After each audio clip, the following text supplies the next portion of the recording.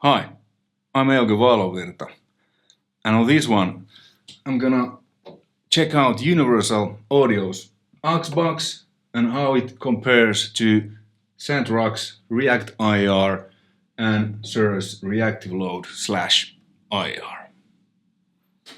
Alright, first I'm gonna check out the cabinet attenuator. The SUHRA REACTIve doesn't have a cab attenuator, it has only a cab out, but it doesn't attenuate anything. The signal comes out from the cab, like how loud is your amp. So that's out for this. So what I'm gonna do, I'm gonna compare the OX and the ST.ROCK cab attenuator. Now I have the OX connected, and the switch is now on 0. So there's nothing out. The amp is pretty much, well, the master is 4, so it's pretty loud now. Okay? Now it's 1.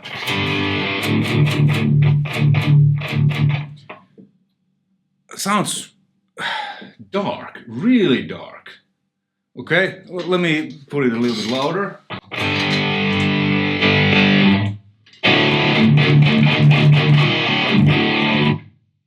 So it was on 3 now, so it goes to 5, but it's, you heard.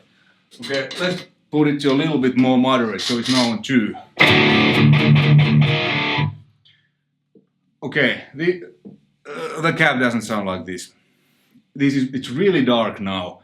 So what the attenuator is doing, it's doing what it should not be doing. Yes, it attenuates the volume, but it clearly affects the sound.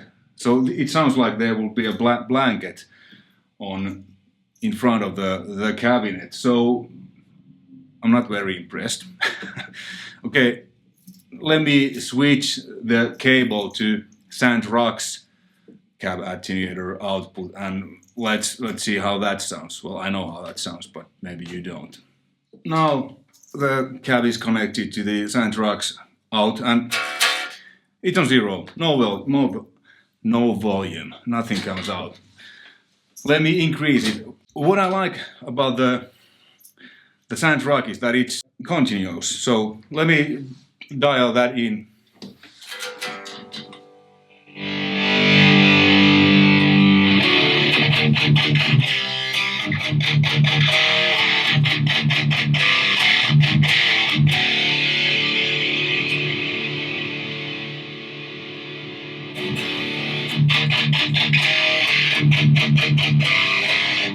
Yeah, now it sounds like this cab sounds. The blanket is lifted off. Because what I like about the ST.ROCK, I mean, that's mine. The OX I borrowed from a great Swiss music store called Musix. Thanks for letting me borrow this, because I just wanted to, compare these two. And that's one of the things you have asked for me to do. So attenuator wise, ST.ROCK 1, aux box 0. Because the ST.ROCK, the sound really doesn't change. It's how this cab sounds, but now it's just a lot quieter, but the sound is the same. I have no idea about the technology or what is different. I only care about the sound, and the ST.ROCK attenuator to me is a lot better, because there's high end, there's presence, the cab sounds like it sounds without an attenuator, but just quieter. Okay, then let's check out the interfaces. So here I have the aux box, which looks really cool, and the ST.ROCK, which is a little bit more traditional. But if it works, it works. So what you can do with the REACTIve, with the ST.ROCK, and yeah, the SUHRA, I don't have it connected because there isn't really an interface. If you connect that with an USB cable, it just opens a, folder like what you have on a Mac, and then you can drag and drop impulse responses to that folder. So there's nothing to talk about. It's really simple, but it works. So with the ST.ROCK, as you can see, I have lots of IRs here. They are all Jens Bogren's from his different packages, and there's from Christian Kohler's. My favorites, which work in every situation, which I use. Simple and easy, you know, just IR, rock and roll. You know, different IRs, a little bit different tones. And then these 4 IRs are the 4 that comes with the ST.ROCK. You know, basic your Marshall caps and orange caps. And then here's a EQ. As you can see, I haven't done anything. You know, the Jens Bogren IRs, they work. Everything is off, but you can EQ the IRs to your liking, add a high pass filter, all kinds of stuff, and you can mix the IRs with this. You know, so you can create your own IRs, let's say from several different IRs, and then use this to you know, mix them and blend them, and then you can save that what you have created as a one IR. Really cool, really simple. This doesn't look very good, but it works. This one, it looks really good. And one thing which is a minus, you can't load third-party IRs. Or at least I haven't found a way where I can load third-party IRs here. You know, that's like, why? It should be the most basic thing that you can load an IR that you're familiar with, that you like, into a reactive load. I mean, like, that's really strange. But what you can do, there's many cabinets here. What I have now here is a Marshall, you know, greenback. But let's, because my signature IR Valovirta, that's based on a, you know, oversized Mesa with V30. So let's see if there's a California. I think it's this. Okay, then I will change this to SN57. Cut that off, and yeah, done. Ribbon mic.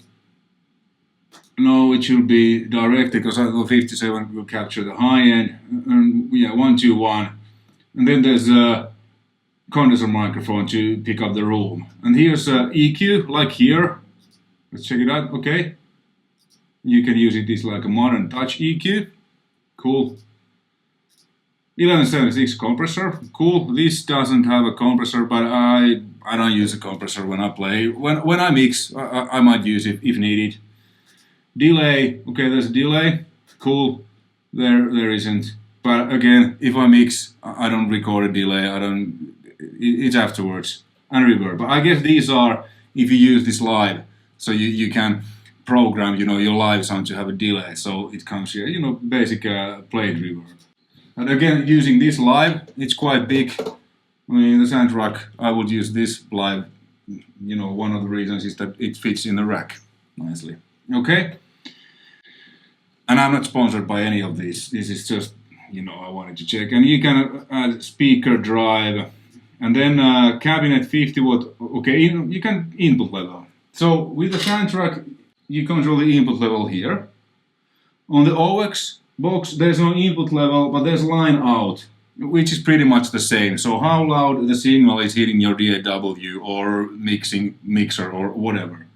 With the ST.ROCK, you control the level with the input knob, and here you control the output knob, and then this is the input if it's your 50 watt or 100 watt amp. I guess we'll check out this soon, but I guess with the 50 watt the input is a little bit hotter because it's a smaller wattage amp.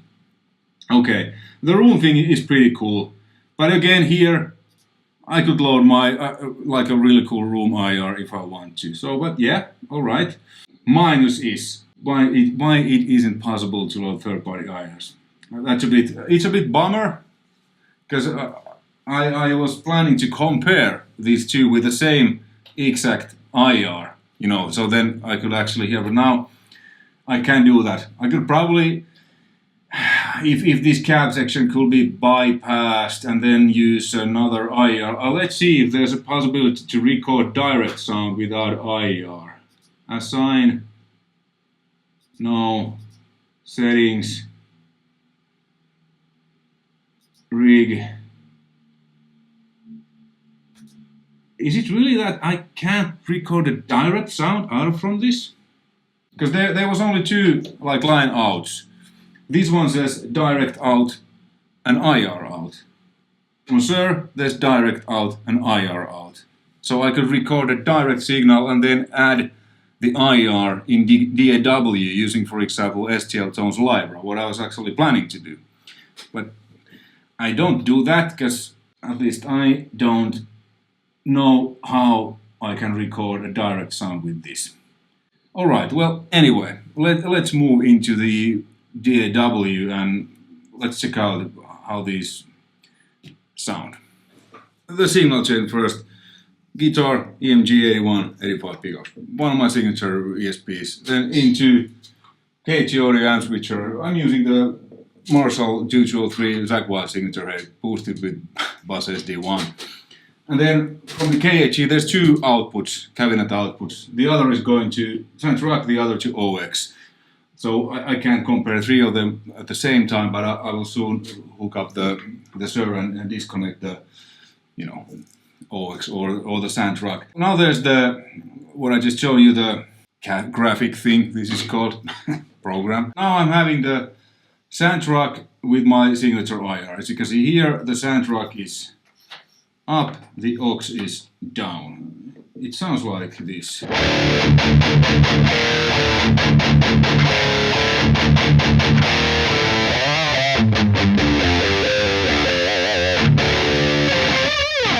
It's a great IR. I mean, it's really easy to you can choose it here.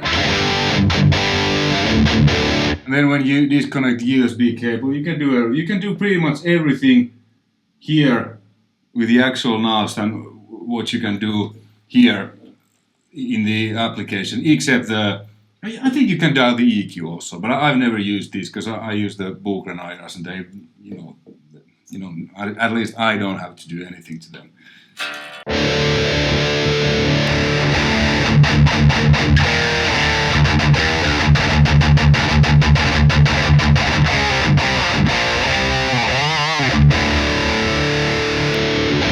Let's use this. So this is based on an oversized Mesa with V30s. Okay.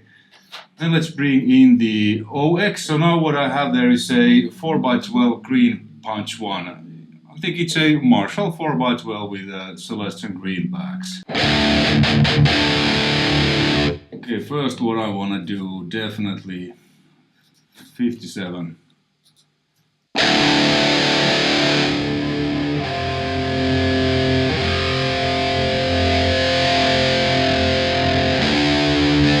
Room mic a little bit.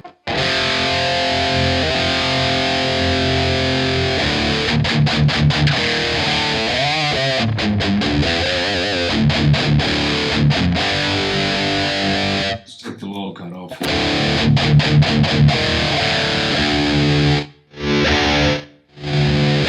So yeah, it's green backs a little bit, screwed on the mix. Let's see if there is a boogie with V30s. California V30. Yeah, sounds familiar. What about this one? Let's go with the California V30. I think it's a boogie with V30s.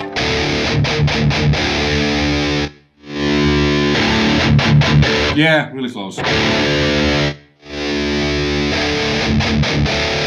I mean, because these I think are kind of like raw, so maybe I'll do some EQing.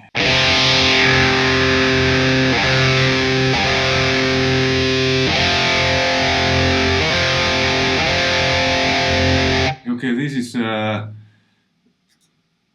like that, and then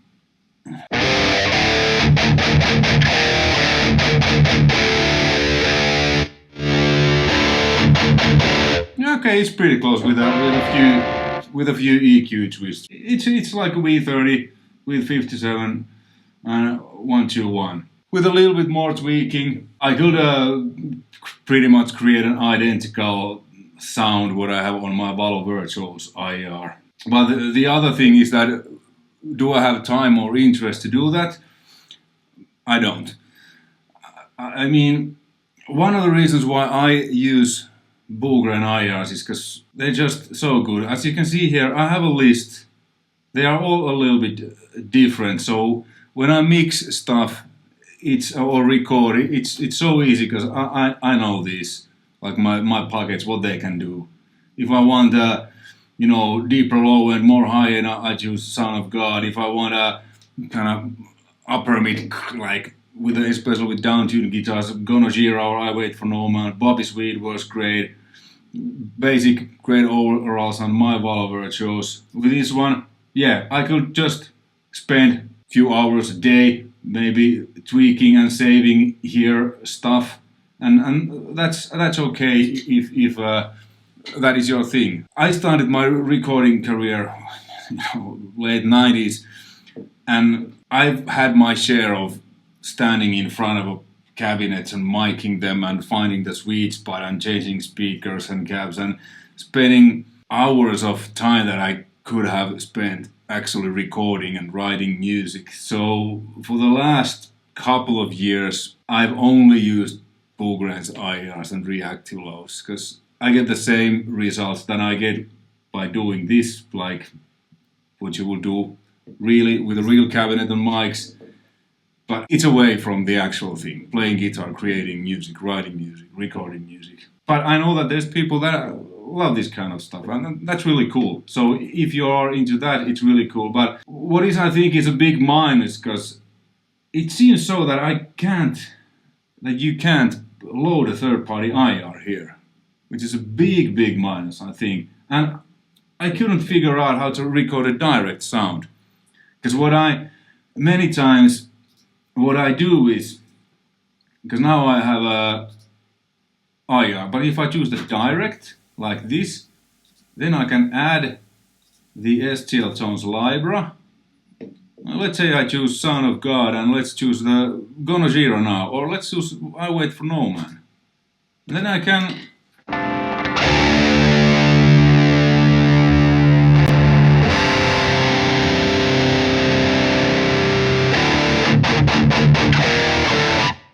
create like, if I want, using 3 different IRs and create a blend, or if I take this off and okay, what should I use?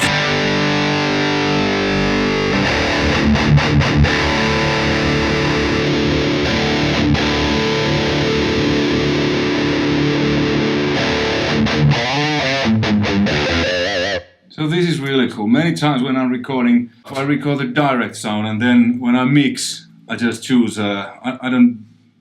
Sometimes I do this, but many times it's just like, you know, one IR, you know, SUHRA, whatever, and then whatever fits the best in the mix.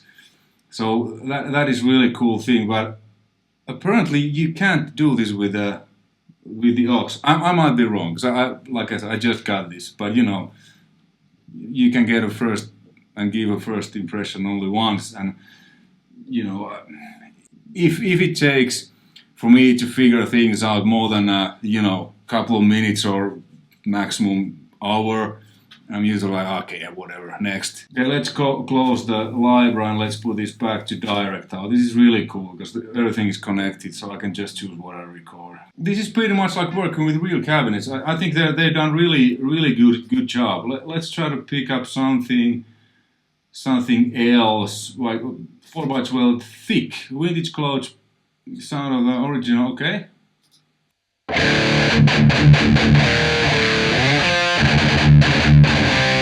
It's got a little bit of darker vibe than, you know, what you get with Greenbacks. A cool sound. So this is really cool. You know, you can change the, well, it's either on or off axis. Okay, then there's like a dampening. Okay, cool.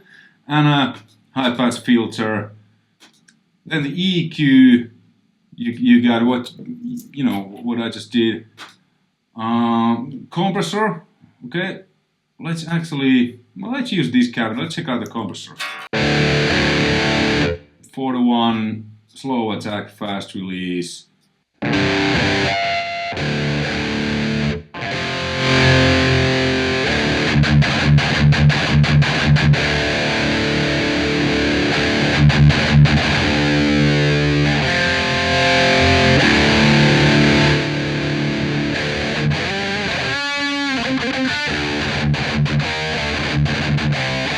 Yeah, it's a classic 1176. It evens it out.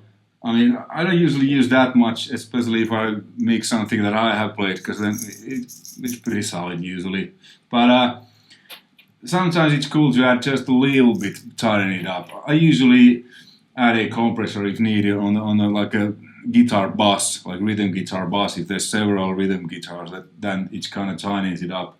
But this is I mean, universal audio. The plugins are pretty good.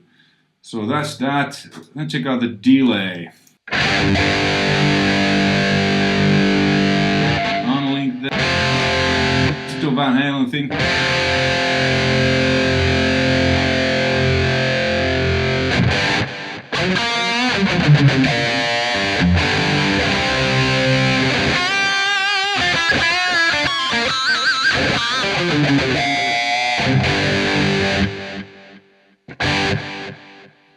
Yeah, I think now, because even I did the different sides time, it's still a mono, but I think if you connect both of the outputs, then like it goes to two channels, then you can create the kind of the stereo.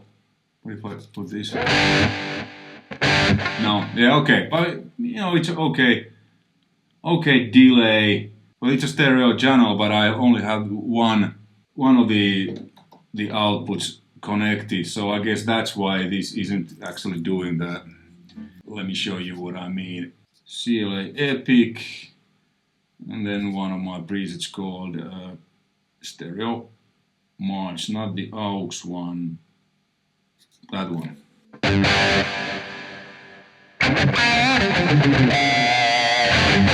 I was looking for this because now I have here different times to the sides.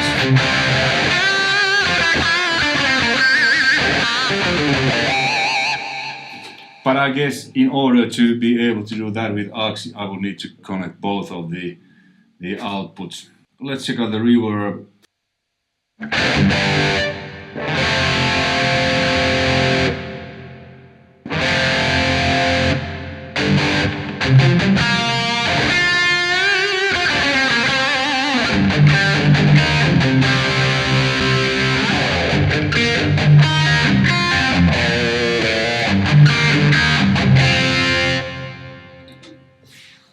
It's a plate reverb.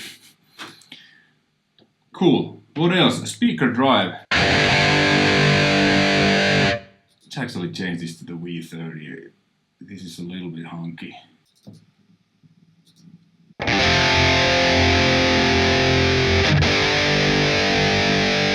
Okay, it kind of, when you really play an amp really loud, the speakers, they kind of start to, well, distort a little bit, which adds naturally kind of compression, because they're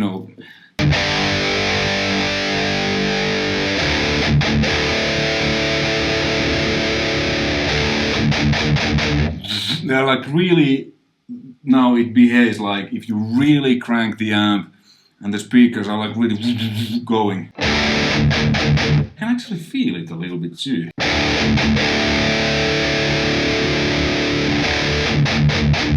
Yeah, it feels like what happens with rear gear. Okay, it's cool. Everything is really great modeled. Let's check out the room sound.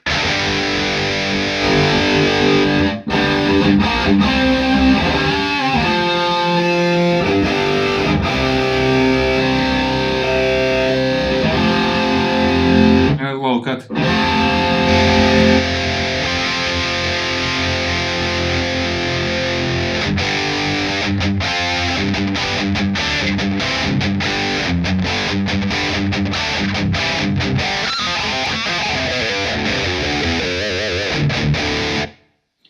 So the emulations and everything sounds good, feels good, looks good, but the two really big minuses: you can't load a third-party IR, and apparently you can't record a direct sound without an IR and maybe add the third-party IR like that. I think it's really cool with this one, so I don't have to necessarily decide the IR when I record. I can decide that later when I mix. I'm gonna disconnect the OX and connect the SUHR, because then I can compare SUHR and the ST.ROCK with the same IR, because now it's a little bit like I can't do that. So just that you hear the difference between these two, or if there is any. So now I have the SUHR and the ST.ROCK connected. First, my signature IR with the ST.ROCK.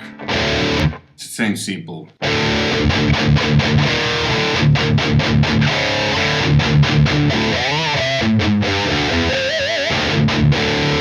Okay, then SUHR.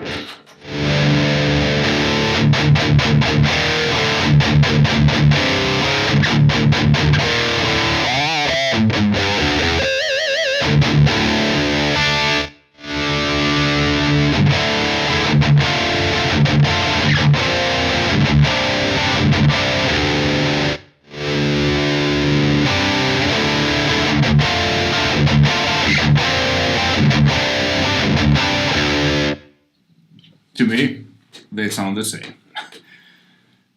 I think the SUHR, the IRs, when you load them in, they truncate it. It truncates them a bit more than, can't remember the milliseconds. But as you heard, it's in practice, doesn't really matter. If you have an IR that has a lot of like a room tail or kinda, then it could matter. But if you're playing like rock and stuff, let's switch to clean channel of the Jason 2000 GSL.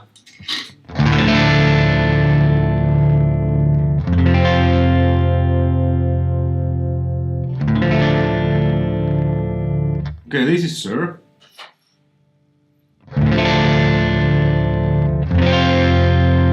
Yeah, I know that there's people who are like, yeah, but it's only that and that amount of milliseconds and this takes that and that. I don't really care. I mean, if it sounds good, it's good.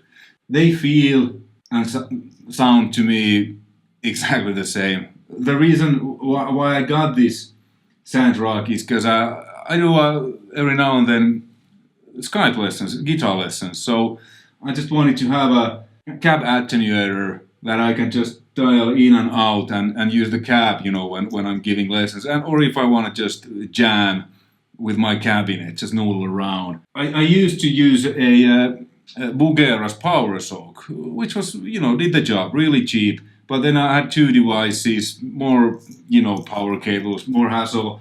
But then I tried this one out. And this attenuator, this is really, really good. Like you heard, it's a lot better than the OX attenuator. And the Bugera was you know, pretty okay too. It did the job. But this one is the best attenuator I tried. So after, you know, ST.ROCK sent this to me to try it out and do a video, I thought, yeah, I'm gonna keep this. It's the best attenuator I ever tried, and I like the simplicity, but also that it's a little bit more. You know, you can do a bit more with this one, because the service, I also love the simplicity of that one, because that's just like, you load IRs in there and that's it. There's no edit functions. Well, there's a high cut on and off. I have it off always. With on, it's just too dark, a bit too dark. And then you can put headphones and aux in, and, you know, basically you can load 16 IRs. 2.1 is my signature IR. And really simple. Does the job. No fuzzle, no hassle. Conclusion. SUHR is dead simple. Anybody can use that really fast. You can load third-party IRs. What is a minus is there is no cab attenuator. There is cab out, but there's no attenuator. OX is the most versatile. You can do a lot of things. The emulations are good. The graphics are good. There's effects, compressors, the whole shebang. A bit complicated. It probably takes a bit time to get used to that. You know, the emulations, they're great. I mean, universal audio, really realistic, the feel and everything. Big minus is that you can't load a third-party IRs, and apparently, maybe I'm wrong, but at least I couldn't figure out how to record a direct sound without any impulse responses. So that's that. The ST.ROCK, it's just great. You know, you can load third-party IRs there, you can then EQ and shape them, you can mix them, you can create your own IRs. The cab attenuator, it's the best attenuator I've used. It really don't change the sound of the cab. Like, it's so good. It's just like my Fryette. With the attenuator on, it behaves and sounds pretty much like the cabinet and the amp sounds without an attenuator. Absolutely fantastic. There's aux-ins, headphones, the resonance, which it doesn't do much. To me, it's like set it on and forget it. You know, it has a little bit depth to the overall. So hopefully this was interesting and informative, and maybe you got some answers, you know, to maybe some questions you've been having. Take care, all the best. See you on the next one. Bye.